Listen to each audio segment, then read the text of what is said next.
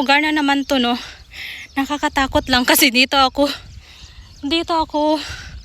nag-stop. Sobrang nakakahingal kasi paakyat siya. Ayan, so dating routine na namin to ni Indiano, ng asawa ko. So, as usual, ako ulit mag-isa. So, dapat hindi ako mag-stop dito kasi walang katao-tao. Baka mamaya, purya palayo lang, no? Oh my God. Nakapagod. Magpahinga muna ako dito. Actually, may init dito. So, gusto ko sa init. Ayun, no. May tao kasi doon, guys. Ayan, no. Pero kaya.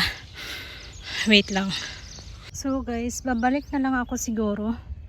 Kasi ang layo na nito. Tsaka natakot ako baka mamaya. Diba? So, balik muna ako. So, hindi pala ako nakapag-video kahapon, guys. So, ngayon is continue na niya.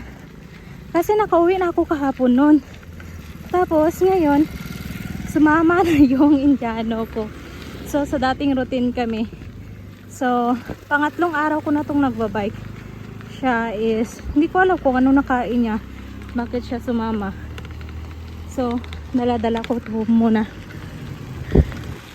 Actually, naglalakad kami kasi parang paakyat siya doon.